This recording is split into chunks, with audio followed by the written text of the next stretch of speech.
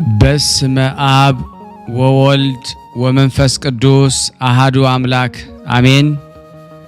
በክርስቶስ ክርስቲያን፣ በወልድ ውሉድ፣ በመንፈስ ቅዱስ መንፈሳውያን የተባላችሁ የክርስቶስ ቤተሰቦች የእናታችን የቅድስት ድንግል ማርያም የአስራት በኩራት ልጆች ሁላችሁም በያላችሁበት በወደደን ባፈቀረን በጌታችን በመድኃኒታችን በኢየሱስ ክርስቶስ ፍጹም ሰላምታ ሰላም ልላችሁ ወዳለሁ። ከእድሜያችን ይሄንን ቀን ሰዓት ደቂቃ ባርኮ ቀድሶ እግዚአብሔር ለዚህ ለተቀደሰ ቀን አድርሶናልና ለቅድስት ሥላሴ ክብር ምስጋና ይግባው። አትለይምና እናቱ እናታችን ወላዲተ አምላክ እመብዙኃን ለስም አጠራሯ ክብር ምስጋና ይድረሳት። እንኳን ለእናታችን ለቅድስት ልደታ ለማርያም እንደዚሁም ለመላእኩ ለቅዱስ ራጉኤል እንደዚሁም ደግሞ ለነብየ እግዚአብሔር ቅዱስ ኤልያስ መታሰቢያ ክብረ በዓል በሰላም በጤና ደረሰን። እንደዚሁም በዕለተ ተዘክረው ለሚሉ በሐምሌ 1 ቀን ቅዱሳን አደረሰን አደረሳችሁ።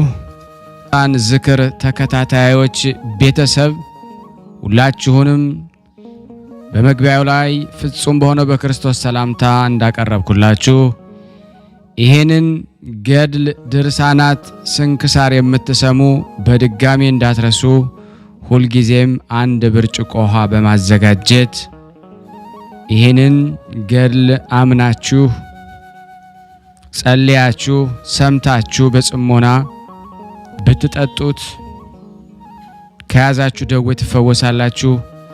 ብትጠመቁት ከያዛችሁ ከአጋንንት ስራት ትፈታላችሁ። እንደዚሁም በቤታችሁ የተለያየ መንፈስ ቢላክ ወይም ተልኮም ከሆነ ካለም የምትፈትሹበት የምታባረሩበት የምትጠበቁበት ስለሆነ ሁላችሁም ይህን እንድታደርጉ በቅዱሳኑ ስም ጠይቀብላችሁ እጅግ በጣም ደስ እያለኝና እየበረታው ሲሆን እናንተም ደግሞ በእውነት እንድታበረቱኝ ስለምፈልግ ለሁሉም ምእመናን ሼር በማድረግ ራሳችሁም ላይክ በማድረግ መልካም የሆነውን አስተያየታችሁን በመጻፍ እንደዚሁም ደግሞ ሰብስክራይብ በማድረግ እንድታግዙኝ በእውነት ሁላችሁንም እጠይቃለሁ። የቅዱሳን መታሰቢያ ለበረከት ስለሆነ አንድም ከህይወታቸው አንድም እግዚአብሔር ከሰጣቸው ቃል ኪዳን በረከት ስለምናገኝበት ይሄንን ሁላችሁም እንድታደርጉ በቅዱስ እግዚአብሔር ስም ጠይቃችኋል። በሶስተኛ እንግዲህ አገልግሎታችንን እንድትደግፉልን በተለይ ቴንኪዩ የሚለውን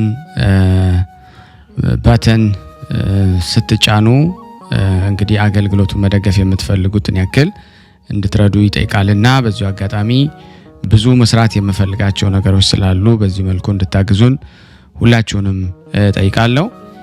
በመቀጠል በሶስተኛ በአራተኛ ደረጃ ላስቀምጠላችሁ የምፈልገው ነገር እግዚአብሔር ያደረገላችሁን ቅዱሳን በዚህ ገድል ድርሳናት ሰምታችሁ ህይወታችሁ ብዙ የተቀየረ እንዳለ አውቃለሁ። ጥቂቱን እየመጣችሁ እየነገራችሁኝ ነበርና በእናንተ መልካም አስተያየት እግዚአብሔር ያደረገላችሁን ድንቅ ተአምሮን ለመመስከር ጀምረናል። ብዙዎቻችሁ እየላካችሁልን ነው፣ እናመሰግናለን። አሁንም ከሁላችሁ ይሄንን እጠብቃለሁ። እኔም እንዲህ እያደረኩ አስተላልፋለሁ። የእግዚአብሔር የክርስቶስ ቤተሰቦች በስመ አብ በወልድ በመንፈስ ቅዱስ አሐዱ አምላክ አሜን። እግዚአብሔር ሰላም ያሳድርከን፣ ሰላም አውለን። ለዝክረ ቅዱሳን ተከታታይ በሙሉ እንደምናችሁ ደህና ናችሁ ወይ? ወንድማችን መምህራችን ከቤተሰቦች ጋር ከልጆች ጋር ሁሉ ሰላም እንድትሆን የዘወትር ምኞቴ ነው። እኔ በኖርዝ አሜሪካ ነው የምኖረው። ስሜ ወለተ ህይወት ይባላል። ለምስክርነት ለበዓታ ማርያም ትንሽ ራሴን ያመኝ ነበርና ለበዓታ ማርያም ልክ የዕለቷ ቀን ከእንቅልፌ ተነስቼ ተንበርክኬ ጸሎቴን አድርጌ በዓታ ማርያም ፈውሽኝ ማሬን፣ ከፈወሽኝ ስለትሽን አስገባልሻለሁ ምስክርነትም ሰጣለሁ ብዬ ተሳልኩኝ። በሴም በዛችሁ ቀን ነው ለውጡን ያየሁት ማለት እችላለሁ። በጣም በጣም የሚገርም ታሪክ ነው። አባታ ማርያም ለኔ ያደረገችልኝ ትልቅ ነገር ነው። አሁን ደህና ነኝ። ጨርሶ እንዲሻለኝ ደግሞ በዕለታዊ ጸሎታችሁ አትርሱኝ። ወንድማችንም መምህራችንም እናንተም ጤና እንስጥ ከነ ቤተሰቦች። በእውነት በጣም ትልቅ ትምህርት ነው። ኤቭሪ ጧት ነው መከታተለው። በጣም ነው የምወደው። ያው ጸበሉን አድርጌ ሁሌ ጧት ጠጣለሁ፣ ረጫለሁ ቤቱን ቤተሰቡን ሁሉና በእውነት በጣም ነው የማመሰግነው። እግዚአብሔር እንደው ለሁሉ ሰው ትምህርቱን ተምሮ ምህረቱን እንዲያደርግ እንመኛለሁኝ። እንግዲህ ብዙ መናገርም አልችልም። መልካም ቀን፣ እግዚአብሔር ይስጥልን። ቃለ ሕይወት ያሰማ። ሁላችሁም በተቻላችሁ መጠን እንደዚህ ሪከርድ እያደረጋችሁ በዋትስአፕ ቁጥሬ እንድትልኩልኝ ሁላችሁንም አሳስባለሁ። ለላካችሁልኝ ሁሉ በጣም አመሰግናለሁ።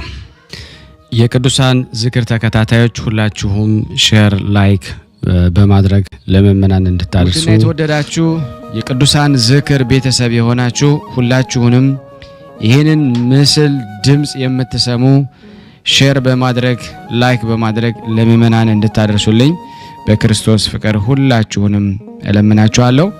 እግዚአብሔር ቢፈቅድ እንደ እግዚአብሔር በጎ ፍቃድ የዕለቱን የእናታችን የቅድስት ድንግል ማርያም ልደታ ለማርያም ውልደቷን በድርሳነ ኢያቄምና ወሐና የቅዱስ ኢያቄም የቅድስት ሐናን ድርሳን በማንበብ ያለውን ከዛም በመቀጠል የመልአኩ የቅዱስ ራጉኤልን እንደዚሁም ድርሳነ ኤልያስን አነባለሁ። እግዚአብሔር ለሁላችንም ጸጋውን ይስጠን። ድርሳነ ኢያቄም ወሐና። በስመ አብ ወወልድ ወመንፈስ ቅዱስ አሐዱ አምላክ አሜን።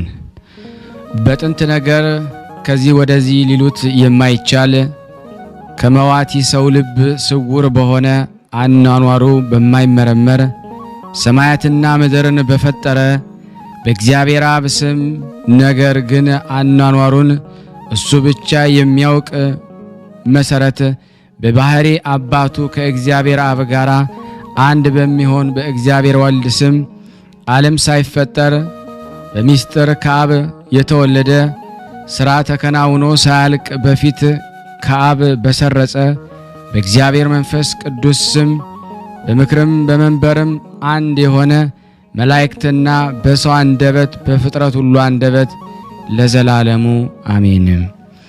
ከምድር እስከ ሰማይ ያለ ዝምታና ያለ ጉድለት ክብር ምስጋና ይገባውና ፈጽሞ ወደሚታይበትና ፍጥረቱን ሁሉ ለማስማማት ነጥሮ ትልቅ ብርሃን ከመውጣቱ በፊት ከከርስ ባህሪ የውሃ ምንጭ ከመውጣታቸው ምድር ሳትፈጠር በፊት ቀኜ ወደ ተከተለቻት ገነት በአምሳልህና በመልክህ ፈጠረ ያስገባኸው የአባታችን የአዳም ክብርና የእናት ገናናነት እንናገር ዘንድ አስቀድመ የእዝራ ሱቱኤልን አንደበት እንደ ከፈትክ አቤቱ የኔንም አንደበት ክፈትልኝ።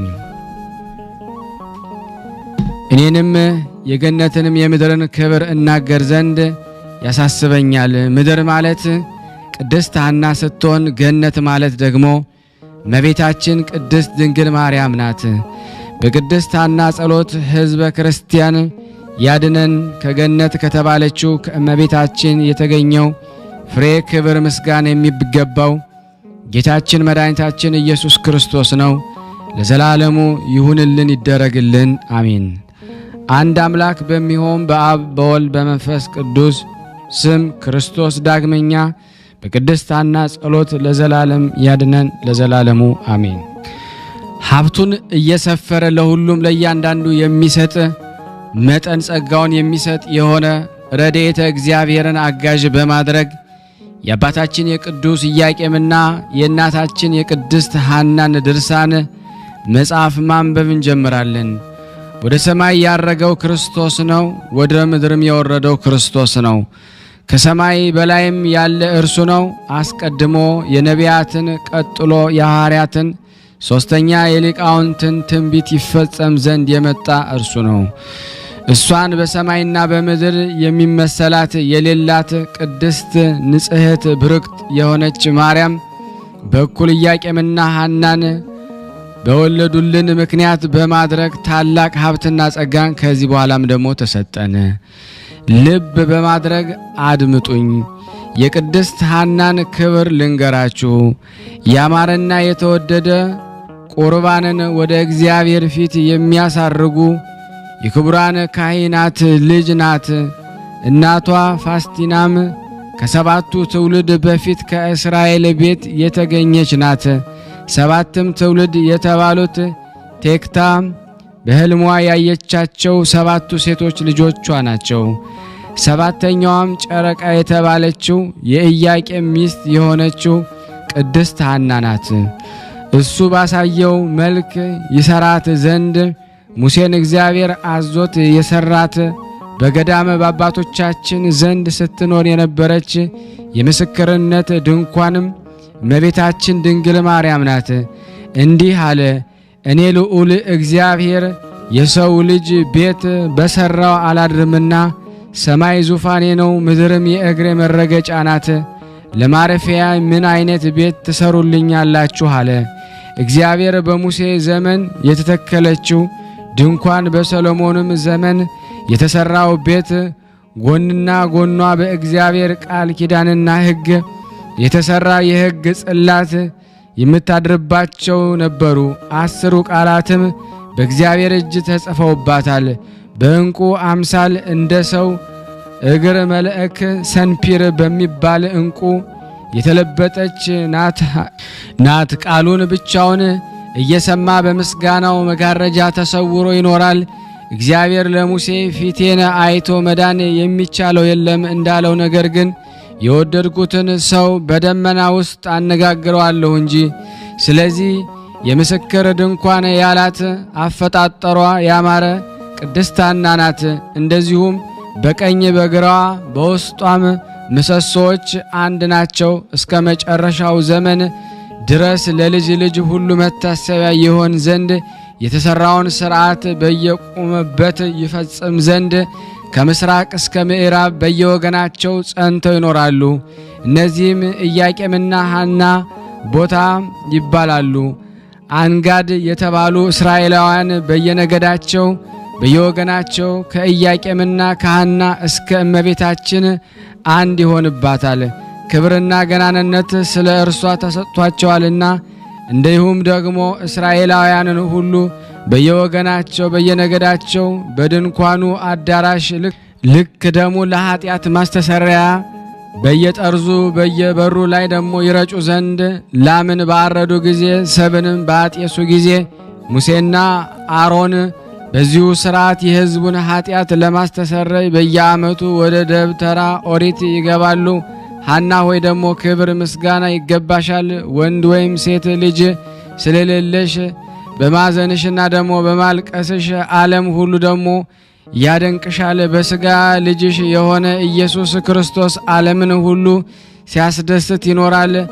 ምራሳ የተባለውን ደግሞ የጦሊቅን ደግሞ ልጅ በቤተ ዶይቅ በሞተ ጊዜ ብታለቅሽለትም ደግሞ እሱ ጻድቅ የአባትሽ ወንድም ነውና ማልቀስም ወንድ ወይም ሴት ልጅ ደግሞ ስለሌለሽ አባቴ ሆይ ይህ የአንተ ሞት ደግሞ ለእኔ በሆነልኝ ብለሽ ነው።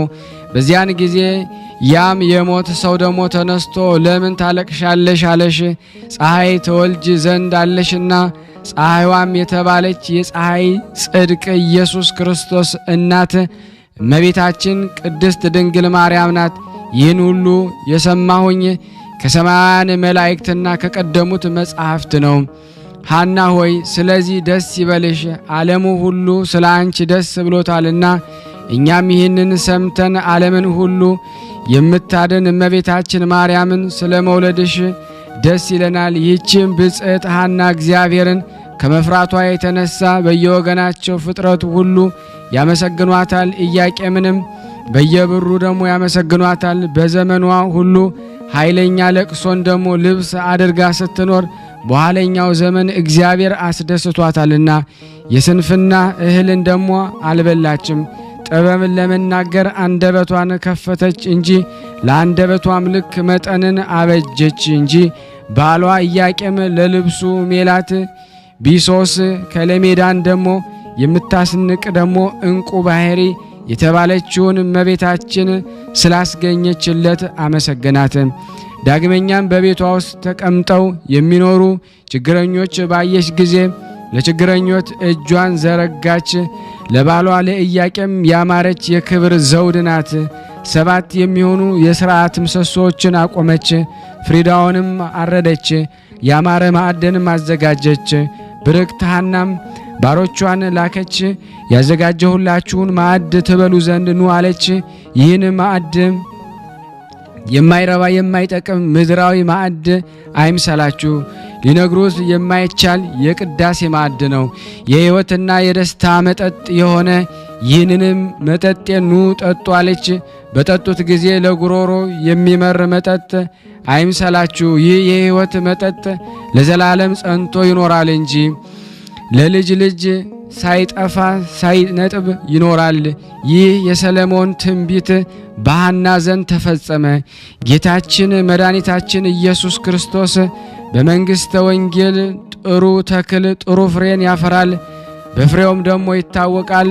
በፍሬውም ካልሆነ ክፉ ደግ ተክል በምን ይለያል ብሎ እንደተናገረው ሁሉ ሐና የተመረጠች የተወደደች ተክል ናት። ለጥሩ ተክልስ ደግሞ ከደረቅና ካረጀ በኋላ ተስፋ አለው። ዝናብ በዘነበበት ጊዜ ነፋስን በነፈሰበት ጊዜ ልምላሜን ይለብሳል። ከስሩ ጀምሮ እስከ ላይ ድረስ ፍሬን ያፈራል ዘንድ አበባ ያወጣል። በግንዱም ጫፍ ላይ ደግሞ 30 60 መቶም የሚያፈራ አለ። ይህንን ተክል ተውትና ይህንንም የተናገረው ስለ ደረቁ ስለ 12ቱ አጽዋሞቶች ነው። ነቢዩ ሕዝቅኤል እንደ ደረቁ አጥንቶች ሆነው ስላገኛቸው 12ቱ ነገደ እስራኤል የደረቁ አጥንቶች አላቸው። በዚያን ጊዜ ነቢዩ ሕዝቅኤልን እነዚህ በደረቁ አጥንቶች ላይ ደግሞ ትንቢት ተናገራለ። እሱም ትንቢት ተናገረባቸው። እግዚአብሔር ስለ ብርክት ሐና ከድርቀታቸው ይለመልሙ ዘንድ የሕይወትን መንፈስን እፍ አለባቸው። እነሱም ለመለሙ። ሐናም ከእነሱ የተወለደች ጊዜ የሁላችን እመቤት ማርያምን ስለወለደች ሕይወት ሆነቻቸው። መልካም ስም ከመልካም ሽቱ ይበልጣል እንደሚባል ሁሉ ከማይረቡ ከማይጠቅሙ ብዙ ልጆች የሚረባ የሚጠቅም አንድ ልጅ ይበልጣል። ነቢዩም ይህንን የተናገረ ስለ ሐና ነው። በእውነት ሐና የተገኘች እመቤታችን ቅድስት ድንግል ማርያም ፈጽማ ትበልጣለች። እንደ ነጭ ዕንቁ ከቀድሞ ጀምሮ በአዳም ባህሪ ስታበራ ትኖር የነበረች ዕንቁ ባህሪ እሷ ናት። ከአዳም ቀጥሎ ለልጁ ለሴት የተሰጠች እሷ ናት። ሴትም ለሄኖክ የተሰጠች እሷ ናት። ጠቢቡ ሰለሞን ከ7ቱ ሰማያት ተልካ ጥበብ በጻድቃን ሰዎች ውስጥ ትመላለሳለች እንዳለው እሷም ከሄኖክ እስከ አብርሃም ከአብርሃም እስከ አብራክ ወደ አብራክ ስትወርድ ኖራለች። ዳግመኛም ከአብርሃም እስከ ንጉሥ ዳዊት ከዳዊት እስከ ሐና ወርዳለች። ፍጥረቷ ግማሹ መሬታዊ ሲሆን ግማሹ ሰማያዊ ነው። የብርሃኗ ነጸብራቅ ወርዶ በከርሰ ሐና እስካደረ ድረስ አዳም ከተፈጠረ ጀምሮ በሴቶች ማኅፀን እንደ እርሷ ያለ ነጸብራቅ ብርሃን አልታየም። ሴቶችም የተባሉት ከሔዋን ጀምሮ እስከ ብጽዕት ሐና ከብጽዕት ሐና እስከ ዕለተ ምጽአት ያሉት ናቸው። ቅድስት ሐናም ባሏ ቅዱስ ኢያቄም በ9 ዓመቷ ከወሰዳት ጊዜ ጀምሮ ወንድ ወይም ደግሞ ሴት ልጅ ባለመውለዷ የመረረ ለቅሶን ስታለቅስ ትኖር ነበረ።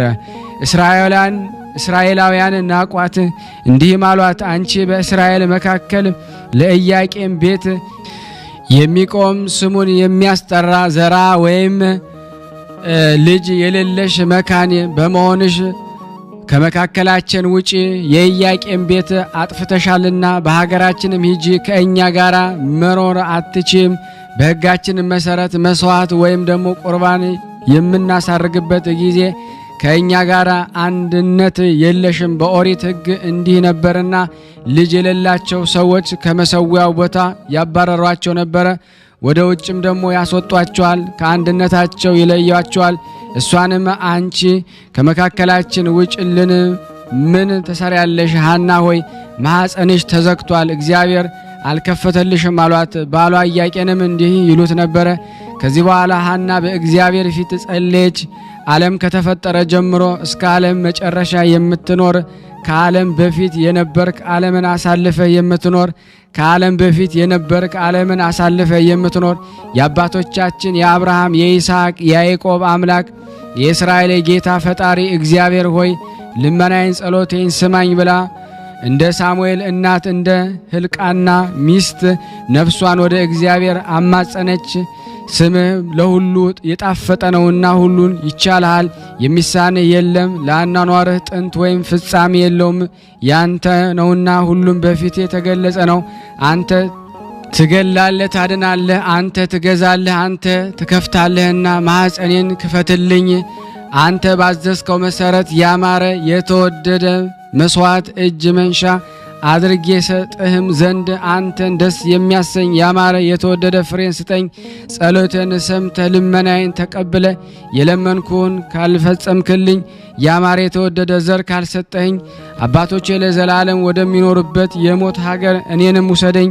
እኔ አኗኗሬም የከፋ የልብ ሐዘንተኛ ስሆን በምድር ላይ ደግሞ መኖርን ደግሞ ለምን እመኛለሁ? የእስራኤል ሴቶች ልጆችንም በደስታ ተሸክመው እኔን ይዘባበቱብኛል፣ ልጅ ባለመውለዴም ይስቁብኛል። እኔንም ባዩኝ ጊዜ ራሳቸውን ይነቀንቃሉ። አቤቱ ጌታዬ ፈጣሪ ሆይ ደግሞ የተናገርኩኝ የተሳልኩኝ ደግሞ የእኔን የገረድህን ስቃይ እይ ተመልከት ብላ ደግሞ በእስራኤል ሴቶች መካከል ሐና ልመናን አበዛች።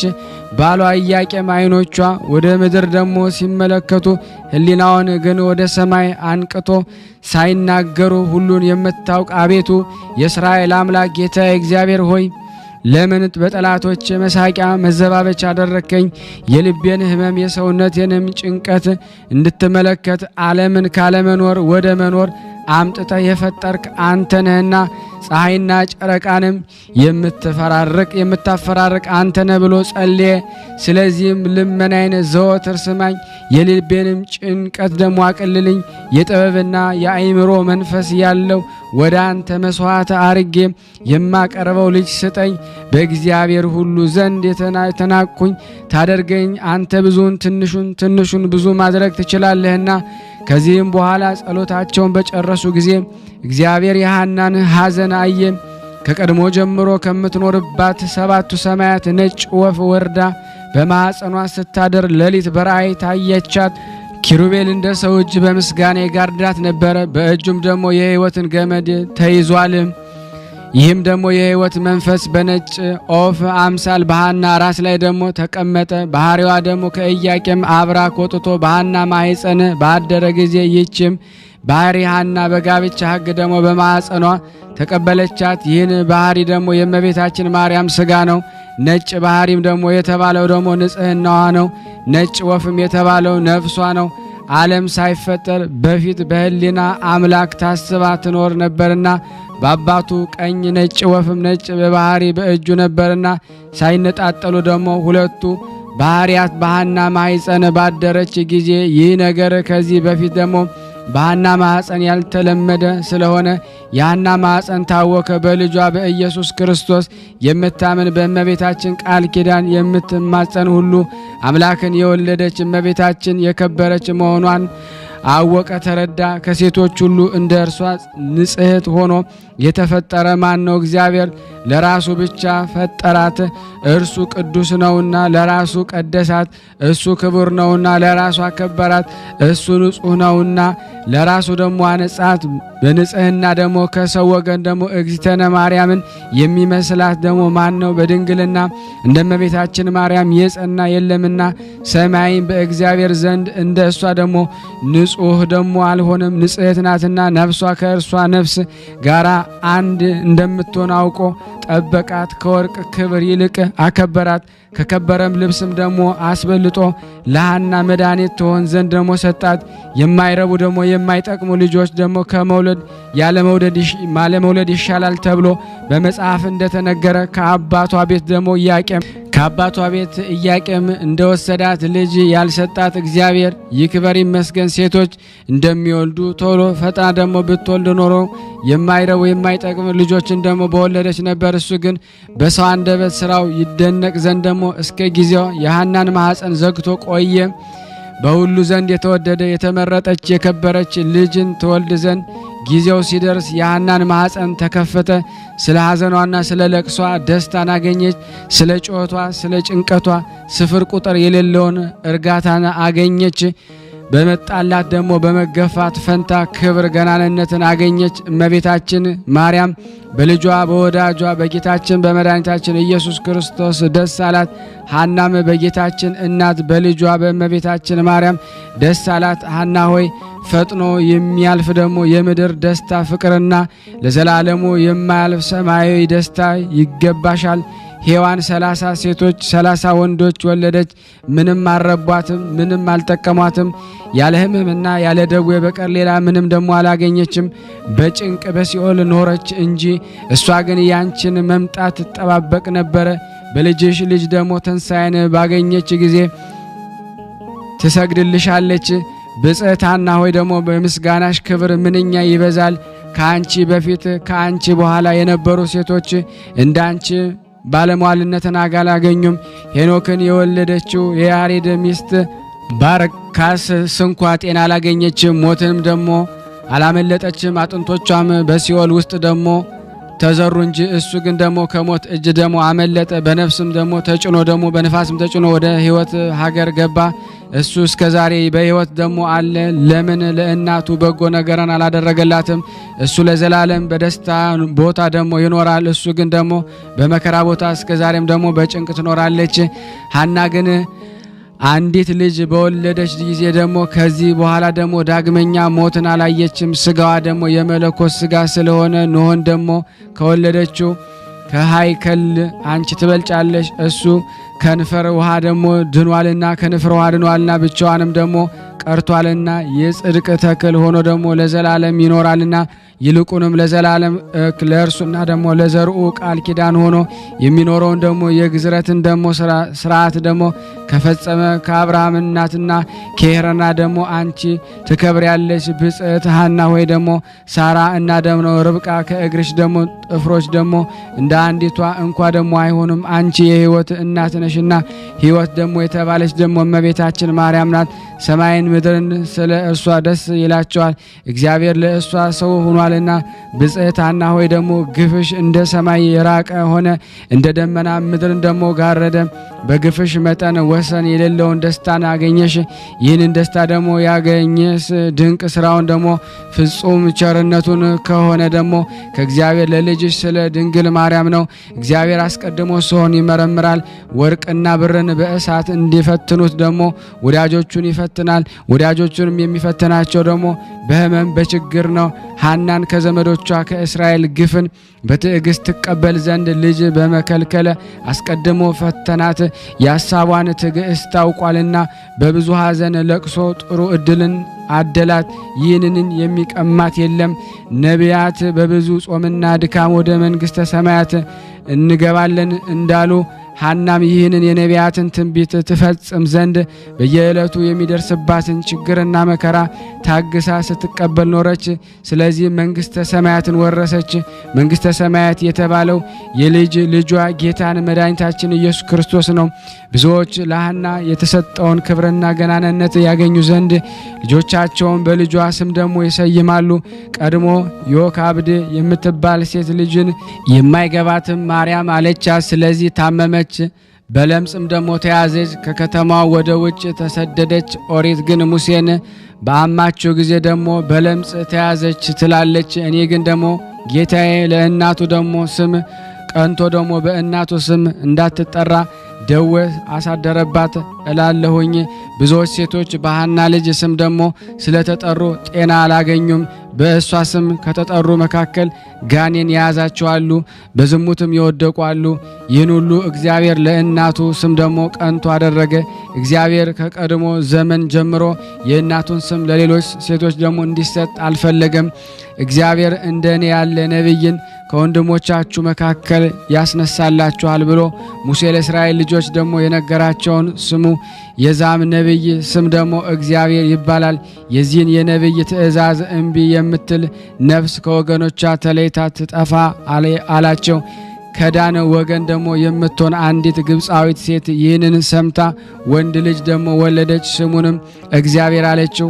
የእስራኤል ልጆችም ይህን ሰምተው ስለ እርሷ አንጎራጎሮ። ያንንም ልጅ ወደ ሙሴ አመጡት፣ ወደ አደባባይም አወጡት። ሙሴ ጫማውን ከእግሩ አውጥቶ በእግዚአብሔር ፊት ጸለየ፣ እንዲህም አለ። ስሙ እግዚአብሔር የተባለውን ነቢይ በዘመኔ ላከውን ወይም ይህ ልጅ ሌላ ነውን? ይህንን ነገር እምለምንህ ለስሜ ቀንቼ ነውና ይህን ልጅ ደግሞ በፊት እንዴት እንደማደርገው ንገረኝ። በዚያን ጊዜ እግዚአብሔር ሙሴን አነጋገረው፣ እንዲህም አለው። ይህ ልጅ እኔ አይደለሁም፣ ነገር ግን ደግሞ ከአያቱ ከቅድመ አያቱ ሰይጣን የተቆራኘው የአስቆሮታዊ የዳን ወገን ነው እንጂ። ነገር ግን የእግዚአብሔር ስም የረከሰ ሁሉ የሞት ሞትን ይሙት። ያንንም ልጅ ከከተማ ውጭ አውጥተው በድንጋይ ወገሩት፣ በክፉ አሟሟትም ሞተ። እኔም የኢያቄምና የሐናን ልጅን የአምላካችንን የአማኑኤልን እናት የድንግል ማርያም ስም ያረከሰ ሁሉ የሞት ሞትን ይሙት፣ በሥጋውም በነፍሱም ጤና አያግኝ ለዘላለም አሜን። ይህን ይደረግ። የቅድስት ኢያቄምና የቅድስት ሐና የእመቤታችን የቅድስት ድንግል ማርያም ልመናዋ በእኔና በእናንተ በሁላችን በሕዝበ ክርስቲያን ላይ ጸንቶ በእውነት ለዘላለሙ ይኑር አሜን። ያቀረብነው ጸሎታችን ልመናችን እግዚአብሔር ይቀበል፣ እንደ ቸርነቱ ነው እንጂ እንደኛ ኃጢአት ብዛት አይሁን። ለሀገራችንም ሰላሙን፣ ፍቅሩን፣ አንድነቱን እግዚአብሔር ይላክልን። ሁላችንም በያለንበት እግዚአብሔር ይጠብቀን። ፍቅሩን፣ ሰላሙን፣ አንድነቱን ይላክልን። ከቅዱሳኑ በረከት ያሳደርብን ዘንድ በአንድነት አባታችን ሆይ እንበል። አባታችን ሆይ በሰማያት የምትኖር ስምህ ይቀደስ፣ መንግስትህ ትምጣ፣ ፈቃድህ በሰማይ እንደሆነች እንዲሁም በምድር ትሁን። የዕለት እንጀራችንን ስጠን ዛሬ፣ በደላችንን ይቅር በለን እኛም የበደልነውን ይቅር እንደምንል። አቤቱ ወደ ፈተና አታግባን ከክፉ ሁሉ አድነን እንጂ መንግስት ያንተ ናትና፣ ኃይል፣ ክብር፣ ምስጋና ለዘላለሙ አሜን። እመቤታችን ቅድስት ድንግል ማርያም ሆይ በመልአኩ በቅዱስ ገብርኤል ሰላምታ ሰላም እንልሻለን። በሐሳብሽ ድንግል ነሽ፣ በስጋሽም ድንግል ነሽ። አሸናፊ እግዚአብሔር እናት ሆይ ሰላምታ ላንቺ ይገባሻል። ከሴቶች ሁሉ ተለይተሽ አንቺ የተባረክሽ ነሽ፣ የማኅፀንሽ ፍሬ የተባረከ ነው። ጸጋን የተሞላሽ ቅድስት ሆይ ደስ ይበልሽ፣ ልዑል እግዚአብሔር ካንቺ ጋር ነውና ከተወደደው ልጅሽ ከጌታችን ከመድኃኒታችን ከኢየሱስ ክርስቶስ ዘንድ ይቅርታንና ምሕረትን ለምኝልን ኃጢአታችንን ያስተሰርይልን ዘንድ ለዘላለሙ አሜን አሜን። የአምላካችን ስም የተመሰገነ ይሁን። አነሳስቶ ላስጀመረን አስጀምሮ ላስፈጸመን ለልዑል እግዚአብሔር ክብር ምስጋና ይድረሰው። የተወደዳችሁና የተከበራችሁ የቅዱሳን ዝክር ቤተሰብ የሆናችሁ ሁላችሁም ይህን ፕሮግራም የምትከታተሉ በቅዱስ እግዚአብሔር ስም ጠይቃችኋለሁ። ላይክ በማድረግ ሼር በማድረግ የእናታችን የልደታ ለማርያምን ይህንን ጸበል ጸዲቅ ለዓለም ላሉት ተዋሕዶ በሙሉ ታደርሱልን ዘንድ በልደታ ለማርያም ሁላችሁንም እጠይቃችኋለሁ። ከዚህ በመቀጠል የድርሳነ ራጉኤልን በስላሴ ስም አነባለሁ። እግዚአብሔር ለኔ ማንበብን ስልጣን ይስጠኝ። አንድ አምላክ በሚሆን በአብ በወልድ በመንፈስ ቅዱስ ስም አምነን በዓሉ በሚከበርበት በሐምሌ 1 ቀን የሚነበብ የሊቀ መላእክት የራጉኤል ድርሳን ይህ ነው። ጸሎቱ በረከቱ ለዘላለሙ በእውነት በሁላችን ላይ አድሮብን ይኖር። አርምሞ ጽርዓት በሌለበት በፍጹም ምስጋና ልዑል እግዚአብሔርን ከሚያመሰግኑ ከኪሩቤልና ከሱራፌል ከሌሎቹም ሊቃነ መላእክት ከሚካኤልና ከገብርኤል ከሩፋኤልና ከፋኑኤል ከአፍኒን ጋራ በልዑል ዙፋን ዙሪያ ቆመው ሲያመሰግኑ ሄኖክ ያየው ይህ የመላእክት አለቃ ራጉኤል ነው። በምድር ላይ ገዥ ሆነው ሳለ በእውነት በማይፈርዱ ዳኞችና ነገድ ነገስታት በታላቁ የፍርድ ዕለት የሚቀበላቸውና የሚፈርዳቸው ከፍርድ በኋላም ወደ ገሃነም እሳት የወረውራቸው ዘንድ ስልጣን የተሰጠው የመላእክት አለቃ ይህ ራጉኤል ነው። ራሱ ሄኖክ እንደተናገረው እንዲህ ሲል መለሰ ብዬ ወደ ሌላ ቦታ ስመለከት ሰፊና ጥልቅ የሆነ ቦታ አየው። በዚያም እሳት ይነድ ነበረ። ከዚህ ነገስታቱም ኃያላኑን አምጥተው በዚያ ጥልቅ ቦታ ጣሏቸው። በዚያም ቦታ ለመቅሰፍት በተዘጋጁ ስፍራ ቁጥር የሌላቸው በብረት ማሰሪያ ሲያስሯቸው ዓይኖች ተመለከቱ። በዚያም ጊዜ ከኔ ጋር የነበረውን ፍቅር አንድነት ያለውን መልአኩ ራጉኤል እንደዚህ የዝሆኖች ማሰሪያዎችን ለማያዘጋጁ ስል ጠየኩት። መልአኩ ራጉኤልም የአዛዚኤል ሰራዊት ወገን የሆኑ ሁሉ ታስረው በገሃነም ይጣሉ ዘንድ ለነሱ ያዘጋጃሉ። እግዚአብሔር እንዳዘዘ በላያቸው ቋጥኝ ድንጋይ ይጭንባቸዋል፣ ይገጥምባቸዋል። እኒህ የመላእክት አለቆች ሚካኤልና ገብርኤል፣ ሩፋኤልና ፋኑኤል ፍኒንም ታላቅ የሆነች በዚያም ዕለት በገሃነም ገፍትረው ይጥሏቸዋል፣ ጸንተው ይቆልፉባቸዋል አለኝ ሲል ሄኖክ ተናገረ። የተወደዳችሁ ወንድሞች እንግዲህ የመላእክት አለቃ ራጉኤል ምስጢራትን በገለጸለት ጊዜ በሄኖክ ቃል የተነገረውም ሰምታችኋል። አመፀኞች የሰይጣን መልእክተኞች ስለሆኑ በዚህ ዓለም የሚኖሩትን ሰዎች ስለበደሏቸውና ስላሳቷቸው በኃጢአታቸው እግዚአብሔር በእነሱ በቀልን ይመልስ ዘንድ በዚያች በታላቂቱ ዕለት መላእክት እሳት የሚነድበት ወደ ገሃነም ይጥሏቸዋልና። ስለዚህ የፍጥረት ሁሉ ፈጣሪ የሚሆን ልዑል እግዚአብሔር ከማመስገን የማያረፍ የማያንቀላፋ የትጉሃን መላእክት መታሰቢያ በዓላቸው ጸሎት በመጸለይ ለነዳያኖች ለችግረኞች ምጽዋትን መስጠት መስዋዕትን በማቅረብ ማክበር ይገባናል። እኒህ መላእክት ለሰው ልጆች ፍጥረት ሁሉ ያለምንም እረፍት መሐሪና ይቅር ባይ ከሚሆን እግዚአብሔር ዘንድ ምሕረትን ቸርነት ይለምኑልናል። በዛሬው ዕለት ለነዳያን ምጽዋትን በማድረግ የታረዙትን በማልበስ የተራቡትን በማልበስ የተጠሙትን በማጠጣት የመላእክት አለቃ ራጉኤል በዓል የሚያከብር ክርስቲያን ሁሉ የተመሰገነ ነው። የታሰሩትን የታመሙትን ድውያን በመጠየቅ ያዘኑትን በማረጋጋት የተከዙትን በማስደሰትና በማጽናናት እንግዶችን በመቀበል መንገድ በመሄድ የደከሙትን ምእመናን እግራቸውን ማጠብ መታሰቢያውን ያደረገ የተመሰገነ ነው። የሰው ልጅ ከቅዱሳን መላእክቶች ጋር ለፍርድ በመጣ ጊዜ በዚያ ፍጹም ባለሟልነትን ያገኛልና ጌታ በማቴዎስ ወንጌል እንደተናገረ የሰው ልጆች ከቅዱሳን መላእክቶች ጋር በምስጋና በመጣ ጊዜ የዚያን ጊዜ በጌታ ዙፋን ፊት ይቀመጣል። አሕዛብም ሁሉ በጌትነቱ ፊት ይሰበሰባቸዋል። እረኛ በጎችን ከፍየሎች እንዲለይ እንዲሁ እርስ በራሳቸው ይለያቸዋል። በጎችንም በቀኙ ፍየሎችን በግራ ያቆማቸዋል። ከዚያም ንጉሡ በቀኝ ያሉትን እናንተ የአባቴ ብሩካን ዓለም ከመፈጠሩ በፊት የተዘጋጀላችሁን መንግሥት ተወርሱ ዘንድ ኑ ወደ እኔ ይላቸዋል።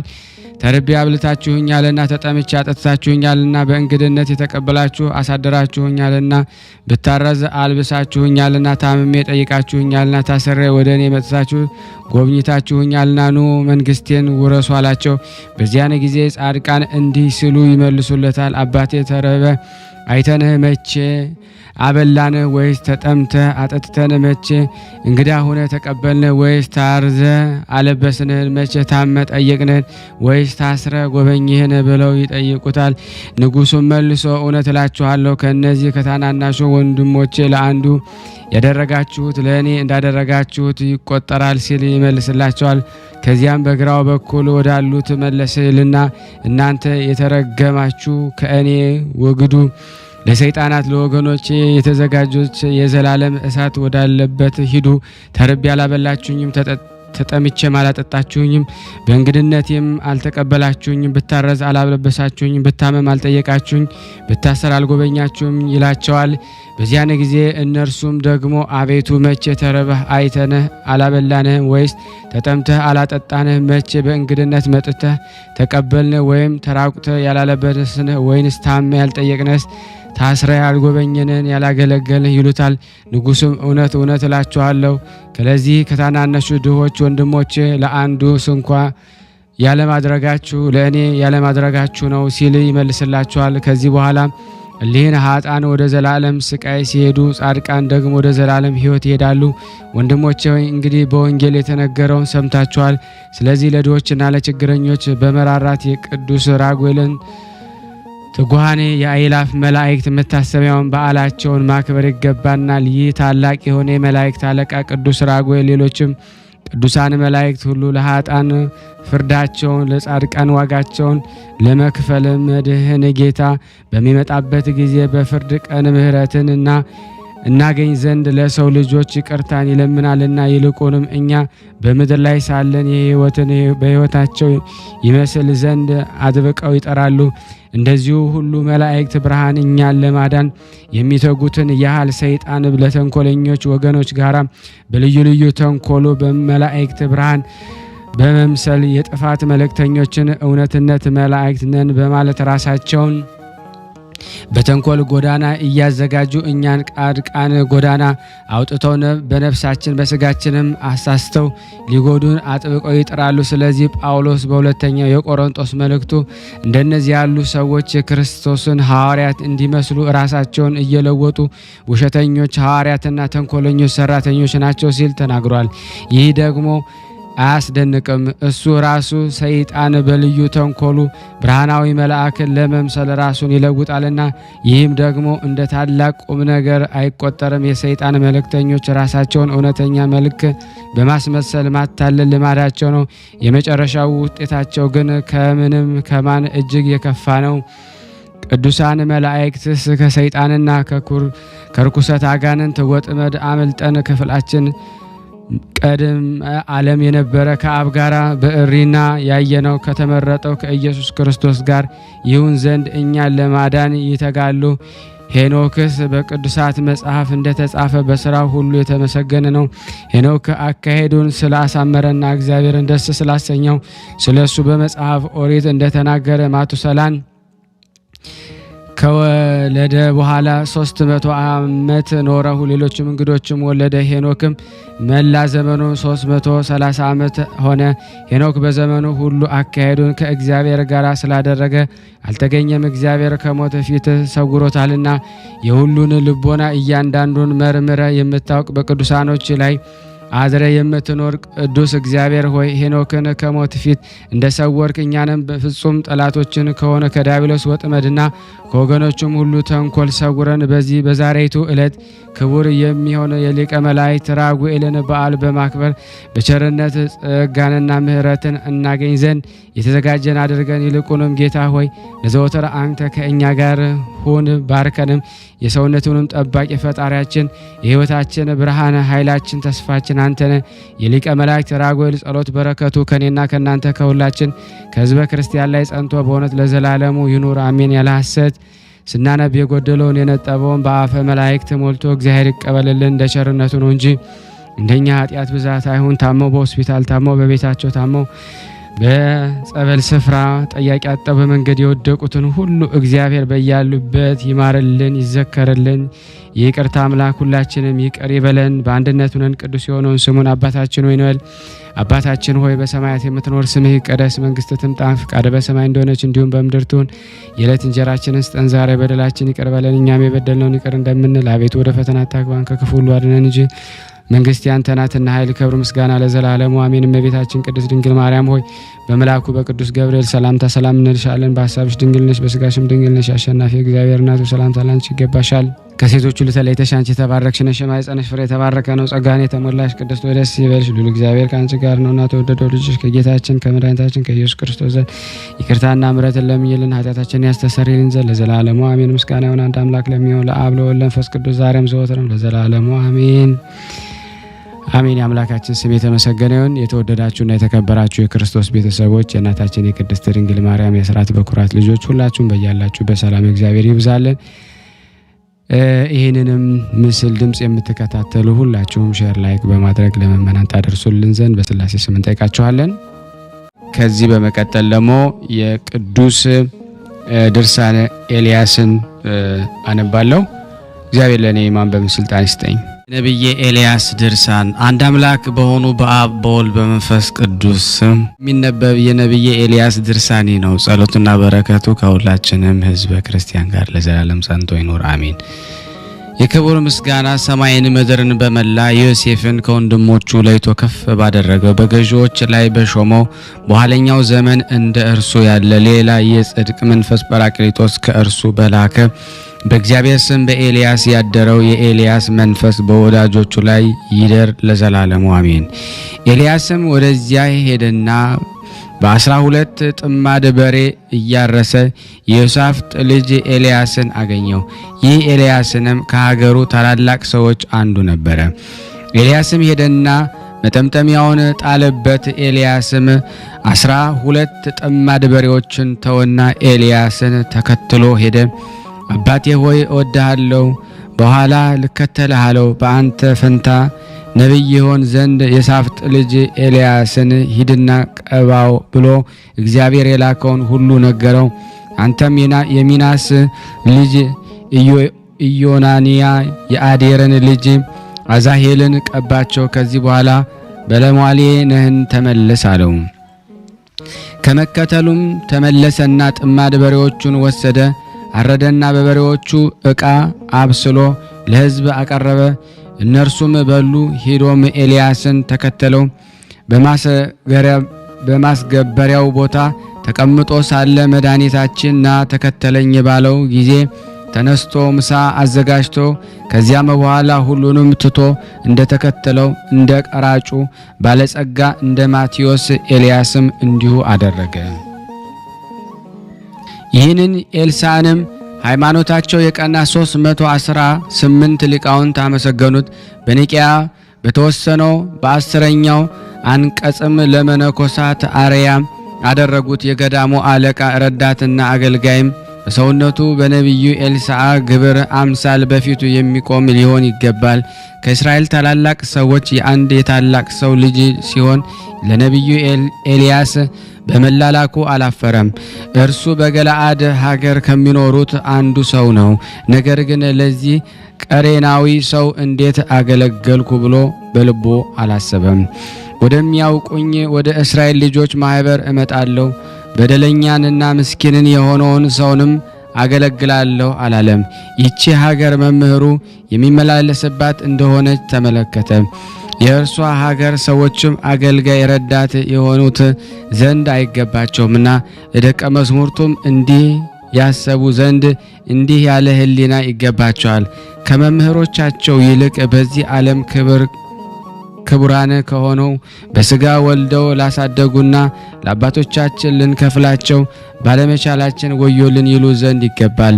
ለመንፈሳውያን አባቶቻችንማ አስበልጠን እንከተላቸው ዘንድ እንዴት ይገባን ይሆን? ብፁዕ ኤልሳዕ ግን የኤልያስ ተከታይ ሆነ። በፍጹም ልቡም አገለገለው። ጸጋው እጹብ ድርብ እስከሚሆንለት ድረስ ከእርሱ ወደ ግራም ወደ ቀኝም አላለም። ከእርሱ የሚበልጥ ታምራትን አደረገ። ኤልያስ አንድ ሙት አስነሳ። ኤልሳዕ ግን አንዱን በሕይወት እያለ አንዱን ደግሞ በሞት በኋላ 2 ሙታን አስነሳ። በእርሱ ላይ የመንፈስ ቅዱስ ሀብት እስከሚያድርበት ድረስ ለነቢዩ ኤልያስ አገልጋይ ይሆን ዘንድ 12 ጥማድ በሬዎችን ላረደ ለኤልሳዕ ሰላምታ ይገባል። በረከቱ ከኔና ከናንተ ከሁላችን ከሕዝበ ክርስቲያን ጋር ጸንቶ ለዘላለሙ ይኑር አሜን። ያለ ሐሰት የዘንበሪ ልጅ የአክዓብም በእግዚአብሔር ፊት የክፋት ተግባርን አበዛም። የሚስቱን ቃል ሰምቷልና አዳምን ያሳተችው ሚስቱ እንደሆነች ብዙዎቹን ወደ ጥፋት እንደ ጣለቻቸውም አላሰበም። በዚያን ወራት ኢዝራኤል በተባለች ሀገር ስሙ ናቡቴ የተባለ አንድ ሰው ነበረ። በሰማርያውም ንጉሥ በአክዓብ ቤት አጠገብ የወይን ቦታ ነበረው።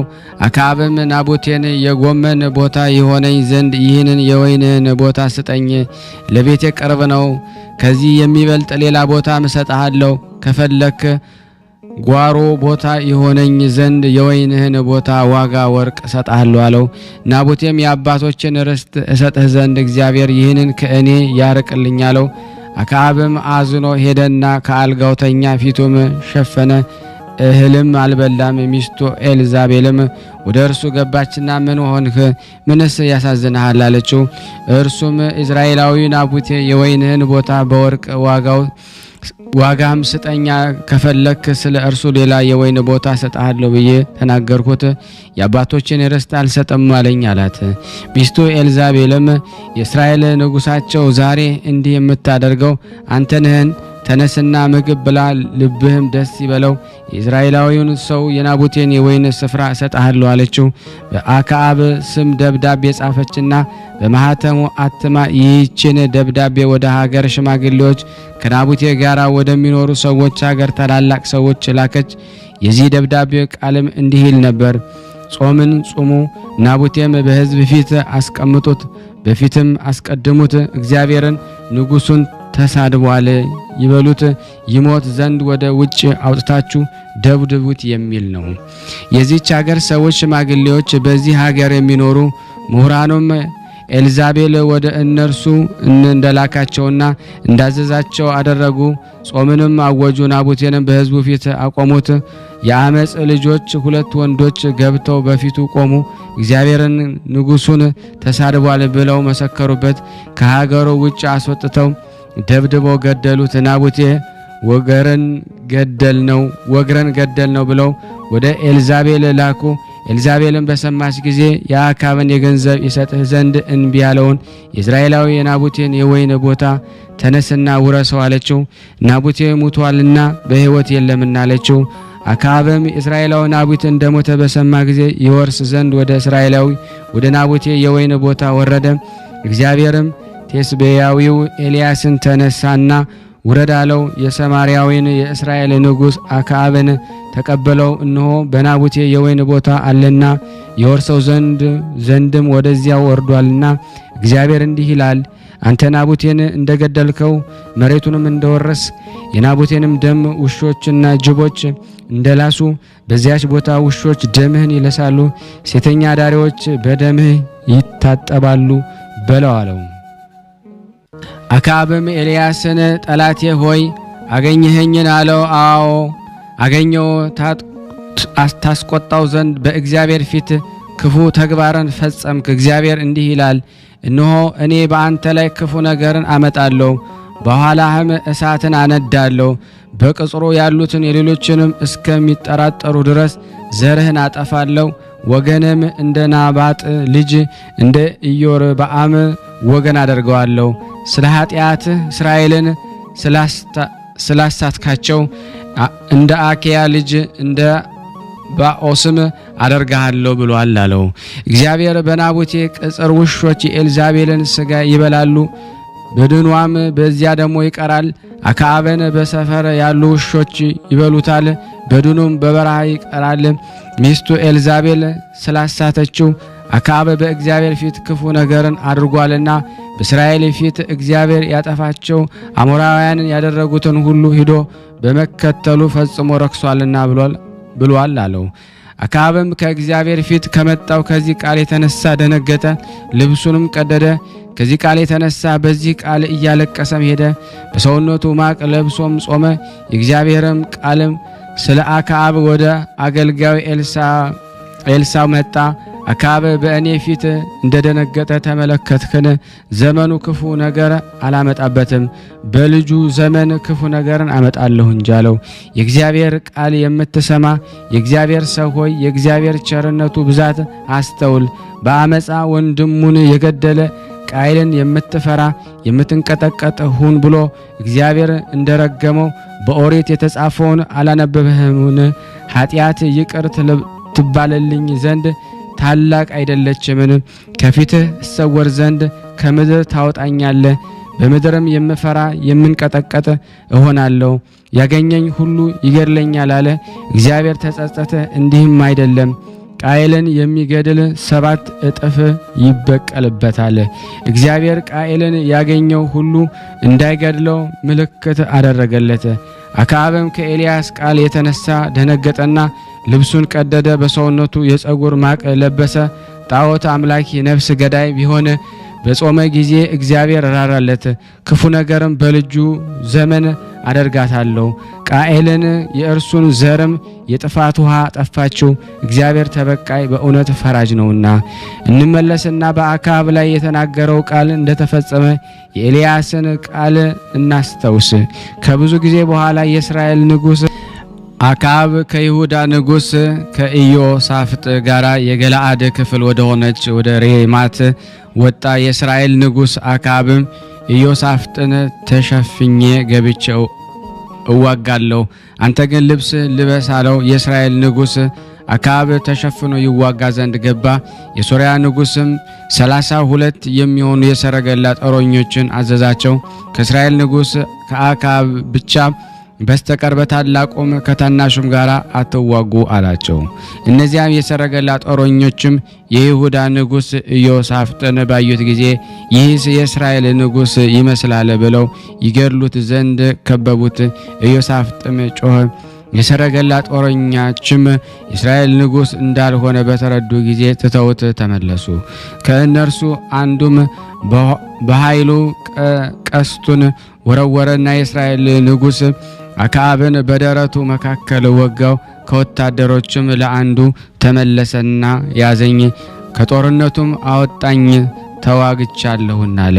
ያን ጊዜ ሰራዊቶቻቸው አፈገፈጉ። ንጉሡንም ከጠዋት እስከ ማታ ድረስ በሰረገላው አስቀመጡት። በተዋጋው ቁስል ላይም በሰረገላው ውስጥ ደሙ ይፈስ ነበረ። ሲመሽም በሶርያውያን ፊት ሞተ። ፀሐይ ሲገባም አዋጅ ነጋሪ ወጣና ሁሉም ወደየሀገራቸው ገቡ። የዘንበሪ ልጅ አክዓብም ሞቷልና አለ። ሰማርያ በደረሱ ጊዜም በሰማርያ ቀበሩት። ሰረገላውንም ከሰማርያ አገር ወደ ውጭ አስወጡት። ደሙንም ውሾችና ጅቦች ላሱት። ሴተኛ አዳሪዎችን በዚያ ውሃም ታጠቡ።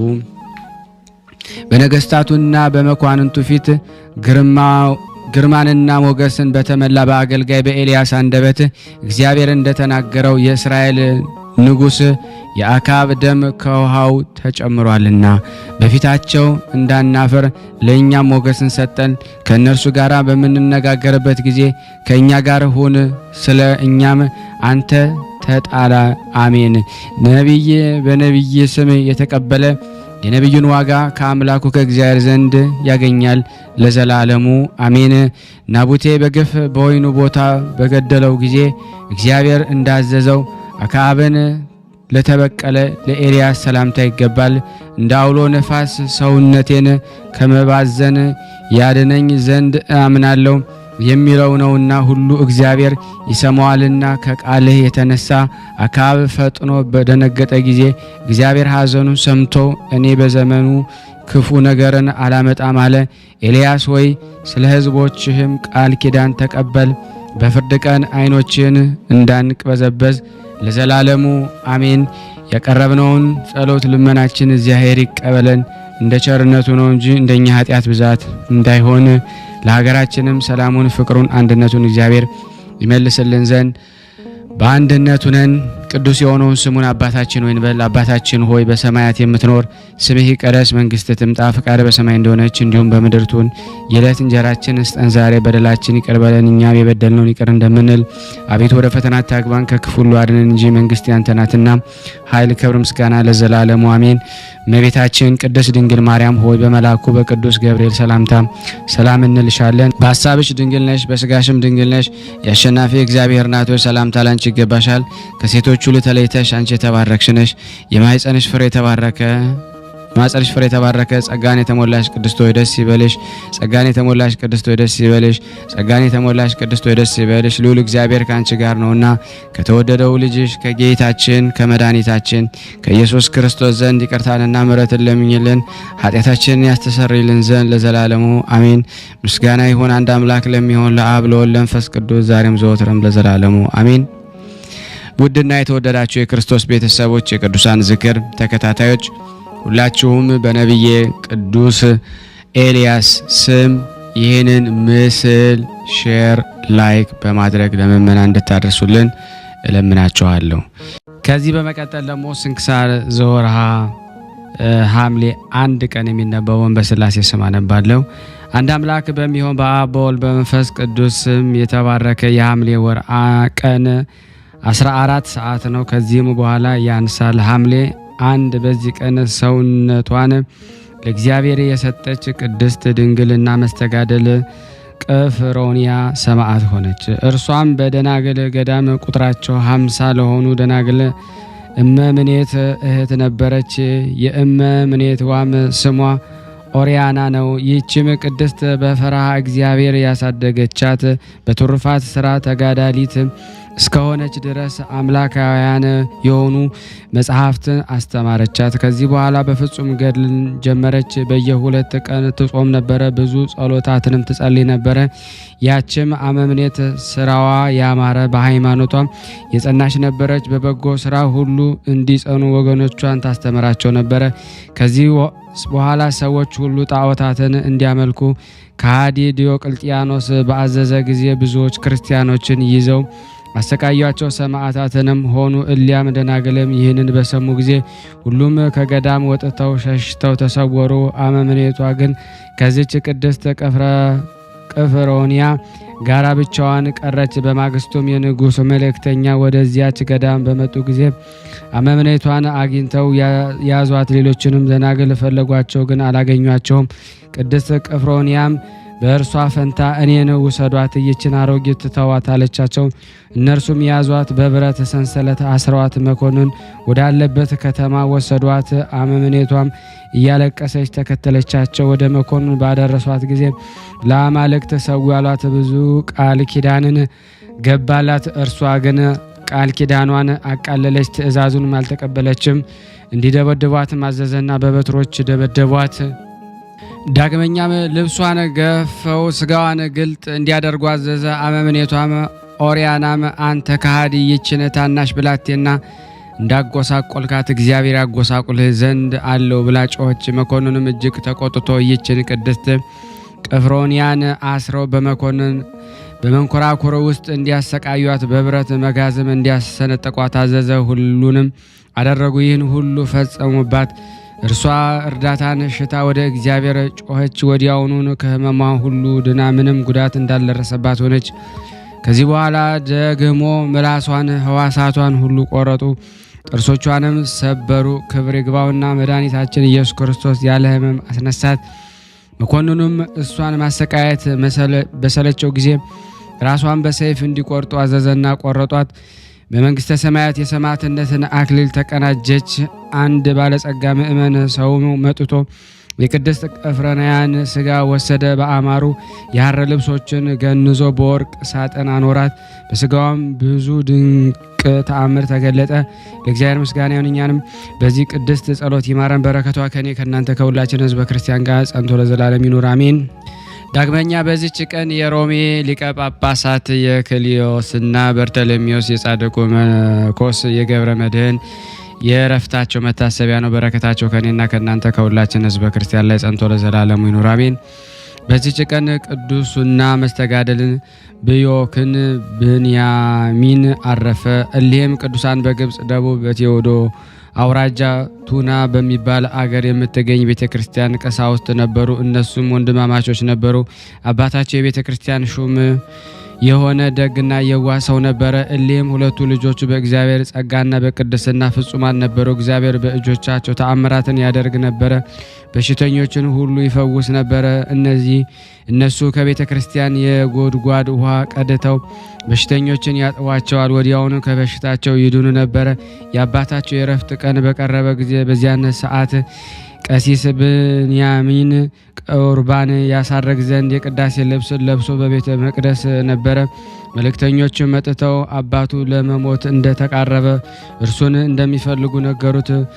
ብንያሚንም የቁርባኑን ስርዓት ሳልፈጽም ልብስ ተክህኖን አላወልቅም፣ ከመሞቱ በፊት እንዳየው እግዚአብሔር ከፈቀደ ይቆይልኝ፣ ካልሆነ የእግዚአብሔር ፍቃድ ይሁን አለ።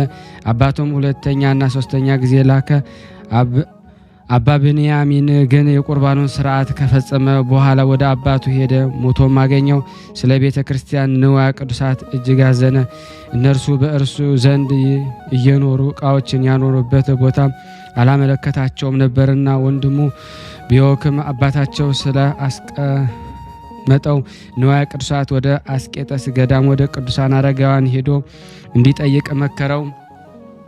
አባ ብንያሚንም በሄደ ጊዜ የአስቄጥስ ገዳም አበምኔት አባ ዳንኤልን አገኘው። አባ ዳንኤልም ስለ እሱ የመጣበትን ስራ ሁሉ ነገረው። ነገር ግን ወደ አንድ ጻድቅ ሰው እንዲሄድ አዘዘው። እሱም ንዋየ ቅዱሳቱ ያለበትን እንደሚያስረዳው ነገረው።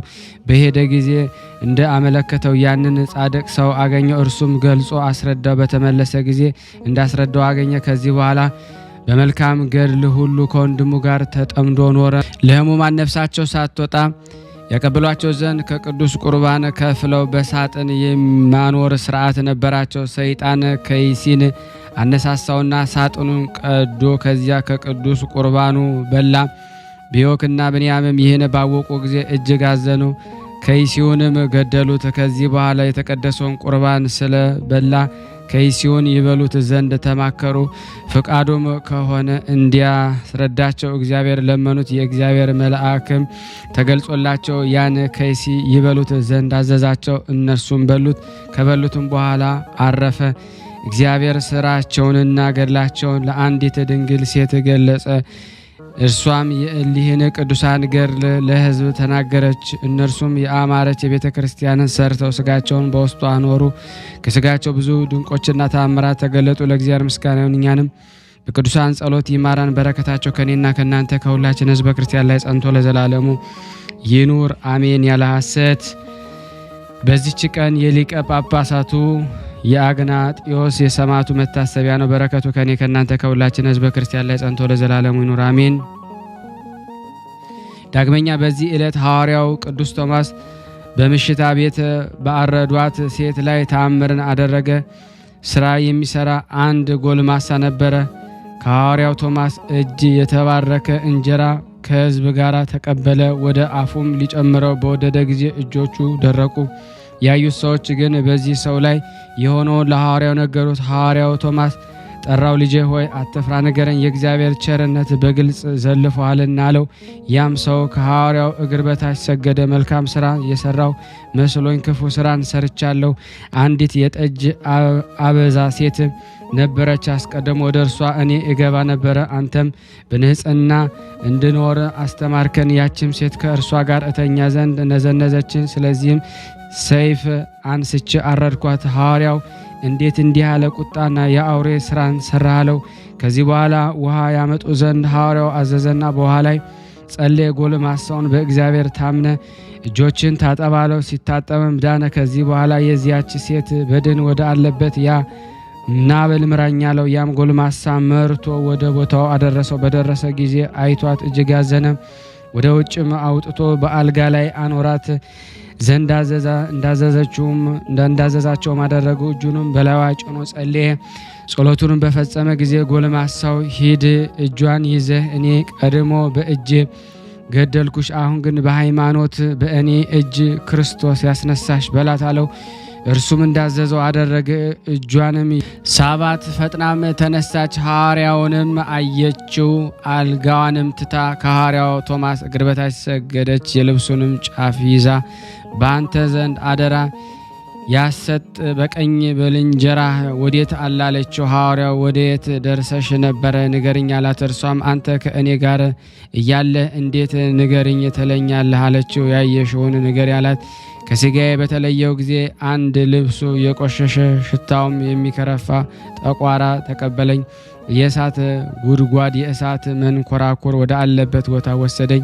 ደግሞም እድፍንና ትልን የተመላ ጉድጓድን አየው። ነፍሳትን በውስጡ ይንከባለላሉ። በዚያም በምላሳቸው የተነጣጠሉ አሉ፣ በጠጉራቸውም የተንጠለጠሉ አሉ፣ በእጆቻቸው በእግሮቻቸው የተንጠለጠሉ አሉ። በላያቸውም ድኝ ይጤስባቸዋል፣ ያስጨንቋቸዋል። ያ የሚመራኝም እኒህ ነገር ሰሪዎች፣ ሐሰተኞች፣ አመንዝራዎችና ቀማኞች፣ ሌቦችና ነፍሰ ገዳዮች፣ ድሆችንና በሽተኞችን የማይጎበኙ የእግዚአብሔርን ሕግ የማያስተውሉ ናቸው። ስለዚህ እንደ ስራቸው ይቀጣሉ አለኝ አለች። ሐዋርያው ቶማስ ከዚህ የነበሩትን ይህች ሴት የምትለውን ሰማችሁን ያለውን ስቃይ ይህ ብቻ አይደለም፣ ነገር ግን ከዚህ የሚከፋ አለ። እናንተም የኃጢአትን ስራን ክፉ ሐሳብን ትታችሁ ወደ እግዚአብሔር ተመለሱ። ትሕትናን፣ የዋህነትን፣ ፍቅርን፣ ንጽሕናን ጠብቁ፣ ከእግዚአብሔር ዘንድ ጸጋን ትቀበላላችሁ አላቸው። ክብር ይግባውና በጌታችን በኢየሱስ ክርስቶስ ሁሉም ሕዝብ አመኑ። ለድሆችም ምጽዋትን ሊሰጡ ብዙ ገንዘብ ሰበሰቡ አመጡ። ለድሆችም ምጽዋትን መስጠት ለሐዋርያም ልማዱ ነበረ። ወሬውን በየሀገሩ ሁሉ ደርሶ በሽተኞችን ሁሉ አጋንንትን ይዟቸው አምጥተው በጎዳና ዳር አኖሯቸው። ሁሉም በእግዚአብሔር ኃይል አዳናቸው። ለእግዚአብሔር ምስጋና ይሁን። እኛንም በሐዋርያው በቅዱስ ቶማስ ጸሎት ይማረን። በረከቱ ከኔና ከናንተ ከሁላችን ሕዝበ ክርስቲያን ላይ ጸንቶ ለዘላለሙ ይኑር አሜን። ያለ ሐሰት እንደ ቸርነቱ ነው እንጂ እንደኛ ኃጢአት ብዛት እንዳይሆን የእሱ በጎ ፍቃድ ይሁንልን። ለታመሙት ፈውስ፣ ለታሰሩት መፈታትን እግዚአብሔር ይልክልን ዘንድ ሁላችንም በያለንበት ይጠብቀን ዘንድ በአንድነት ሆነን አባታችን ሆይ እንበል። አባታችን ሆይ በሰማያት የምትኖር ስምህ ይቀደስ፣ መንግስትህ ትምጣ፣ ፈቃድህ በሰማይ እንደሆነች እንዲሁም በምድር ትሁን። የዕለት እንጀራችንን ስጠን ዛሬ፣ በደላችን ይቅር በለን እኛም የበደልነውን ይቅር እንደምንል፣ አቤቱ ወደ ፈተና አታግባን ከክፉ ሁሉ አድነን እንጂ መንግስት ያንተ ናትና ኃይል፣ ክብር፣ ምስጋና ለዘላለሙ አሜን። እመቤታችን ቅድስት ድንግል ማርያም ሆይ በመልአኩ ቅዱስ ገብርኤል ሰላምታ ሰላም እንልሻለን። በሐሳብሽ ድንግል ነሽ፣ በሥጋሽም ድንግል ነሽ። አሸናፊ እግዚአብሔር እናት ሆይ ሰላምታ ላንቺ ይገባሻል። ከሴቶች ሁሉ ተለይተሽ አንቺ የተባረክሽ ነሽ፣ የማኅፀንሽ ፍሬ የተባረከ ነው። ጸጋን የተሞላሽ ቅድስት ሆይ ደስ ይበልሽ፣ ልዑል እግዚአብሔር ከአንቺ ጋር ነውና ተወደደው ልጅሽ ከጌታችን ከመድኃኒታችን ከኢየሱስ ክርስቶስ ዘንድ ይቅርታና ምሕረትን ለምኝልን ኃጢአታችንን ያስተሰርይልን ዘንድ ለዘላለሙ አሜን። ምስጋና ይሁን አንድ አምላክ ለሚሆን ለአብ ለወልድ ለመንፈስ ቅዱስ ዛሬም ዘወትርም ለዘላለሙ አሜን አሜን። የአምላካችን ስም የተመሰገነ ይሁን። ስናነብ የጎደለውን የነጠበውን በአፈ መላእክት ሞልቶ ይቀበለን። አነሳስቶ ያስጀመረን አስጀምሮ ላስፈጸመን ለልዑል እግዚአብሔር ክብር ምስጋና ይድረሰው። የተወደዳችሁና የተከበራችሁ የቅዱሳን ዝክር ተከታታዮች ሁላችሁም በቅዱሳኑ ስም ይህንን ምስል ድምፅ በእውነት ጸበል ጸዲቅ ስለሆነ በልደታ ስም በመልአኩ ራጉኤል በቅዱስ ኤልያስ በስንክሳሩ ላይ በዘከርናቸው ቅዱሳን ስም አስይዣችኋለሁ። ለሁሉም ሰው ሼር ታደርጉ ዘንድ። ከዚህ በመቀጠል ደግሞ ስንክሳር ዘወርኀ ሰኔ 1 ቀን የሚነበበውን በስላሴ ስም አነባለሁ። እግዚአብሔር ለእኔ ማንበብን ለሁላችን ሰምቶ የማስተዋልን ጸጋ ይሰጠን ዘንድ የአምላክ በጎ ፍቃድ ይሁንልን።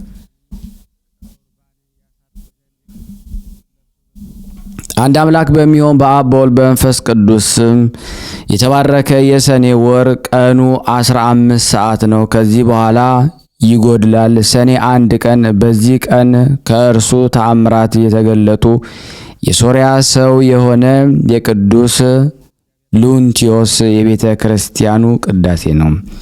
ይኸውም ቅዱስ ሉንቲዮስ በሐምሌ ወር በ22ኛው ቀን በሰማዕትነት በሞተ ጊዜ ከታላላቅ መኳንንቶች የአንዱ መኮንን ሚስት መጣች።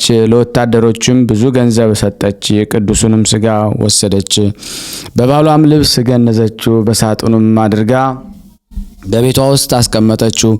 በቀንና በሌሊት የሚያበራ መብራት በፊቱ አኖረች።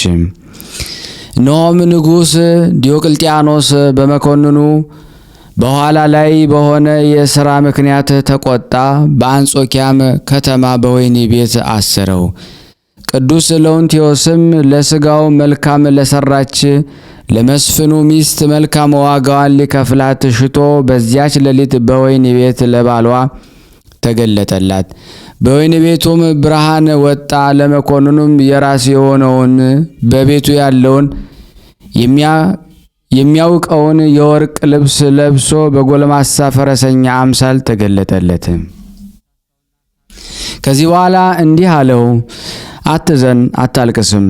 ዛሬ ከዚህ ወጥተህ ከንጉሥ ጋር በማዕዱ ትቀመጣለህና ከዚያም ወደ ቤትህ በሰላም ትሄዳለህና። የታሰረው መስፍንም ይህንን ጎልማሳ ፈረሰኛ ስላየው በላዩም ስለ ወጣው ብርሃን የወህኒ ቤቱም ደጅ እንደተዘጋና እንደተቆለፈ ወደ እርሱ ስለ መግባቱ ደግሞም የራሱ የሆነውን በቤቱ ውስጥ የተወውን የወርቅ ልብስ ለብሶ ስለ ማየቱ በዚህ ሁሉ ሥራ ያደንቅ ነበረ። ከዚህ በኋላ ቅዱስ ሉንቲዮስ በዚያ ሰዓት ወደ ንጉሥ ሄደ። በምኝታውም ተኝቶ ሳለ ረገጠው፣ እጅግም ደነገጠ። ለንጉሥም እንዲህ አለው፣ ንጋት በሆነ ጊዜ መስፍን እገሌን ከወህኒ ቤት አውጣው፣ አክብረውም፣ በክፉ አሟሟትም ሙተ እንዳትጠፋ ወደ ቤቱ ይሄድ ዘንድ ተወው። ንጉሡም ከግርማው የተነሳ እየተንቀጠቀጠ እሺ ጌታዬ፣ ያዘዝከኝን ሁሉ አደርጋለሁ ብሎ መለሰለት። በነጋ ጊዜ ንጉሡ ወደ ወህኒ ቤት ልኮ መስፍኑን አወጣው። ታላቅ ክብርንም አከበረው። መልካም ልብሶችንም አልብሶ ከእርሱ ጋር በማዕዱ አስቀመጠው። ፈረሰኛውም እንደተገለጠለትና ይፈታው ዘንድ እንዳዘዘው ነገረው። መስፍኑም አደነቀ። ንጉሡም የሥራዬ ሥራ እንደሆነ አድርጎ አሰበ። መስፍኑም እኔ መጠበብና ሥራዬን አላውቅም፣ ከእሊህ ከምትለኝም ነገሮች ማን እንደተገለጠልህ ምንም አላውቅም። ንጉሡም ከተገለጠለት ራእይ ፍርሃት የተነሳ ክፉ ነገርን ሊነግረው አልደፈረም። ነገር ግን ወደ ሀገሩ በታላላቅ ክብር ሰደደው። መስፍኑም በጎዳና ሲጓዝ ሁለተኛ የእግዚአብሔር መልአክ ተገለጠለት። ወደ ሀገሩ ጠራብሎስም እስኪደርስ እያነጋገረው ያጽናናው ነበር። ከዚህ በኋላ ተሰወረው። ወደ ቤቱም በገባ ጊዜ ቤተሰቦቹን ሰላም አላቸው። የእርሱን የወርቅ ልብስ የሚመስል ልብስ ለብሶ ፈረሰኛ ጎልማሳ እንደተገለጠለትም ነገራቸው። ከወህኒ ቤትም እስራት ያድነው ዘንድ ቃል እንደገባለት ነገራቸው። ሚስቱም ያዳነው ቅዱስ ለውንቲዮስ እንደሆነ አውቃ ብታየው ታውቀዋለህን አለችው። አዎን አላት። ከዚህ የቅዱስ ለውንቲዮስን ስዕል ወደ አለበት ቦታ አስገባቸው። አይቶም የተገለጠልኝ በእውነት ይህ ነው አለ። ሁለተኛም የቅዱስ ለውንቲዮስን ሥጋ ያለበትን ሳጥን ከፍተተች። ያንንም የእርሱን የወርቅ ልብስ እንደለበሰ አየው። የፊቱንም መሸፈኛ ገለጠ። የተገለጠለትና ከእስራትም ያዳነው እርሱ እንደሆነ ተረዳ። መስፍኑም ማን እንደሆነ ስለ እርሱ ሚስቱን ጠየቃት። እርሷም የቅዱስ ለውንቲዮስ ገድል ነገረችው። መስፍኑም ይህን መልካም ሥራ ስለ ሰራች ሚስቱን አመሰገናት፣ መረቃትም። የተመሰገነ እግዚአብሔር በቅዱሳኑ ላይ አድሮ ድንቅ ሥራ ስለሚሠራ አመሰገነው። መብራትና ማዕጠንት እንዳይለየው ሚስቱን አዘዛት። ከሃዲው ዲዮቅልጥያኖስን ጌታችን እስከ አጠፋው ድረስ እንዲሁ የምትሠራ ሆነች። ከዚህ በኋላ መልካም ቤተ ክርስቲያን አንጸው ሥጋውን በውስጧ አኖሩ። በዚች ዕለትም አክብረዋት በሥጋው ብዙዎች ድንቆችና ተአምራት ተገለጡ። ለእግዚአብሔር ምስጋና ይሁን፣ እኛንም በጸሎቱ ይማረን። በረከቱ ከእኔና ከእናንተ ጋር ለዘላለሙ ይኑር አሜን። በዚች ዕለት እስራኤል የተባለው የያዕቆብ ልጅ የጻድቁ ዮሴፍና የሚስቱ የአስኔት የዕረፍታቸው መታሰቢያ ነው። በረከታቸው ከእኔና ከእናንተ ጋር ለዘላለሙ ይኑር አሜን። በዚህ ዕለት ከላይኛው ግብፅ ከጣሃ አውራጃ የሆኑ የባልንጀራሞች ሰማዕታት መታሰቢያቸው ነው። የሰማዕት ቆዝሞስም የዕረፍቱ መታሰቢያ ነው። በረከታቸው ድረሰን ለዘላለሙ አሜን። በዚህ ቀን የመስተጋድል የሰማዕት ቢፋሞን የዕረፍቱ መታሰቢያና በስሙ የታነጹ አብያተ ክርስቲያናት የመጀመሪያይቱ ቤተ ክርስቲያን ቅዳሴ ነው። የእስክንድሪያ ከተማ ሰማዕትነት የሊቀ ጳጳስ ቶማስ መታሰቢያቸው ነው። በረከታቸው ከእኔና ከእናንተ ከሁላችን ሕዝበ ክርስቲያን ላይ ጸንቶ ለዘላለሙ ይኑር አሜን።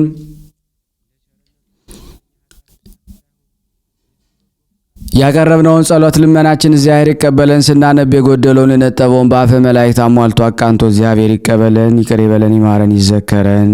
ከቅዱሳኑ ረድኤት በረከት ይላክልን። ከእናቱ ከእናታችን ከልደታ ለማርያም ረድኤት በረከት እንዲሰጠን ሁላችንም በያለንበት ይባርከን ዘንድ ፍቅሩን፣ ሰላሙን፣ አንድነቱን ይሰጠን ዘንድ እንዲህም ብለን ቅዱስ ልጅ እንዳስተማረን እንጠራለን። አባታችን ሆይ በሰማያት የምትኖር ስምህ ይቀደስ፣ መንግስትህ ትምጣ፣ ፈቃድህ በሰማይ እንደሆነች እንዲሁም በምድር ትሁን። የዕለት እንጀራችንን ስጠን ዛሬ፣ በደላችን ይቅር በለን እኛም የበደሉንን ይቅር እንደምንል፣ አቤቱ ወደ ፈተና አታግባን ከክፉ ሁሉ አድነን እንጂ መንግስት ያንተ ናትና ኃይል፣ ክብር፣ ምስጋና ለዘላለሙ አሜን። እመቤታችን ቅድስት ድንግል ማርያም ሆይ በመልአኩ በቅዱስ ገብርኤል ሰላምታ ሰላም እንልሻለን። በሐሳብሽ ድንግል ነሽ፣ በስጋሽም ድንግል ነሽ። አሸናፊ እግዚአብሔር እናቱ ሰላምታ ላንቺ ይገባሻል። ከሴቶች ሁሉ ተለይተሽ አንቺ የተባረክሽ ነሽ። የማኅፀንሽ ፍሬ የተባረከ ነው። ጸጋን የተሞላሽ ቅድስት ሆይ ደስ ይበልሽ፣ ልዑል እግዚአብሔር ከአንቺ ጋር ነውና ከተወደደው ልጅሽ ከጌታችን ከመድኃኒታችን ከኢየሱስ ክርስቶስ ዘንድ ይቅርታና ምሕረትን ለምኝልን ኃጢአታችንን ያስተሰርይልን ዘንድ ለዘላለሙ አሜን። ምስጋና ይሁን አንድ አምላክ ለሚሆን ለአብ ለወልድ ለመንፈስ ቅዱስ ዛሬም ዘወትርም ለዘላለሙ አሜን አሜን። ያቀረብነውን ጸሎት ልመናችን እግዚአብሔር ይቀበለን። አነሳስቶ ላስጀመረን አስጀምሮ ላስፈጸመን ለልዑል እግዚአብሔር ክብር ምስጋና ይድረሰው። በቅዱስ ኤልያስ በስንክሳሩ ላይ በዘከርናቸው ቅዱሳን ስም አስይዣችኋለሁ። ለሁሉም ሰው ሼር ታደርጉ ዘንድ እጠይቃችኋለሁ። እንደዚሁም ደግሞ እግዚአብሔር ያደረገላችሁን ነገር ትመሰክሩ ዘንድ እዚህ ስልክ ቁጥሬን አስቀምጥላችኋለሁ። የነገ ሰው ይበለን። ይማረን ወይሳለነ ቸርነቱን በጎነቱ ያርቅብን። እመቤታችን በረድኤታ አትለይ። ስሉስ ቅዱስ አገሩን ከጥፋት ሰውን ከመቅሰፍት ይሰውሩልና። ይህን ቤተ ክርስቲያን ደግሞ በውጭም በዳርም ሆነው የሚያሰሩትን እግዚአብሔር ጤናቸውን እስከ ትውልዳቸው ይባርክልን ይቀድስልን። ፈጣሪ ከመሰናክል ይሰውርልና። ለፍጻሜ እኛም ደስታውን እያየን ለፍጻሜ ያብቃልና። እግዚአብሔር ወገኖቻችን በያሉበትም በሰላም ለቤታቸው ያብቃልን። አሰንበት ረድኤት በረከት ያሳስ ስሉስ ቅዱስ በረድኤታቸው አይለዩና። አቡነ ዘበሰማያት ይትቀደስ ስምከ ወይትጸድቅ ውስተ ፈቃድከ በከመ በሰማይ ከማሁ በምድር ሲሳየነ ዘለለ ዕለትነ ሀበነ ኅድግ ለነ አበሳነ ወጌጋየነ ከመ ንርዛዕ በጸሎተ ወነዚህ ወስተመንሱት አላርን ነው ባላና እንኩሎ ኩይስመት ያገዲ መንግስት አይለሰ ያላለም ዓለም በሰላም ቅዱስ ገብርኤል መልአክ ወዘዴ ማርያም ሰላም ለኪ ድንግል በድናቂ ድንግል ስጋይ መግዚአብሔር ጾ ሰላም ላይ ብሩታ እንዲማን ተወሩ በቀርጽ እየተፈሰሰት ኦም ለተጸጋ ዘርሳሌ ጸልይ ምረታ ፍቅሮ ለኢየሱስ ክርስቶስ ከመስራኤልና ታይና ተመጽነብ እግዚእነ ኢየሱስ ክርስቶስ ወደ እስራኤል ለቅማት ያተዘገበርክሙ እስከዚህ አበዌ ካህናት ወአበዌ ዲያቆናት አግብርቶ የመበስም ኩንፍቷን ወንጹሃን የረሰነ ድሏን ለመንግስተ ሰማያት ለዛለፈ ስሬት ወለዘ መጽቆት እግዚኦ መሐረነ ክርስቶስ 12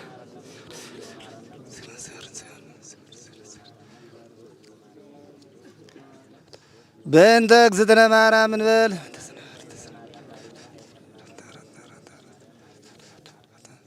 በስህተት በግርፈት በእውቀት ባለ እውቀት የማይሰራ ኃጢአት እግዚአብሔር ይፍታ።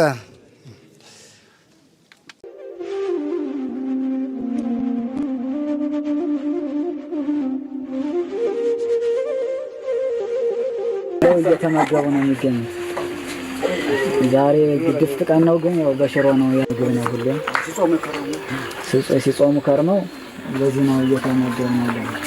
በዚህ ውስጥ ነው የሚስተናገደው። የሚያስፈልገውን በሙሉ የሚያገኘው ከቤተ እግዚአብሔር ነው እና በረከት መቅመስ ይችላል። ለዛ ነው የእግዚአብሔር ቤት የተባለው። ሁሉም ጌታ አግኝቶበት የሚሄድበት ቤት ነው። ቤተ እግዚአብሔር ይባላል። በረከት ቅመሱ፣ አረፍ በሉ ነው። እጅግ አድርጌ ማሳሰብ መወደው ይሄን ነው። ስለ ቅዱስ ገብርኤል ብላችሁ እንደምትልኩ በጣም ተስፋ አደርጋለሁ። በኢትዮጵያ ንግድ ባንክ ቀጥታ መላክ ለምትፈልጉ እዚህ ጋር ባለው ቁጥር ላኩ። እንደዚሁም ደግሞ አሜሪካና ወደ ካናዳ አካባቢ ያላችሁ በዜል ቁጥር መላክ ለምትፈልጉ እንደዚሁም የዜል ቁጥራችን እዚህ ጋር አስቀምጠናል። ካሻፕም ለምትፈልጉ የካሻፕ ቁጥር እዚህ ጋር እንደምትፈልጉት አለ። እንደዚሁም ፔይፓል በፔይፓል መላክ ለምትፈልጉ በሁሉም መልኩ አለላችሁ። እንግዲህ የምትችሉትን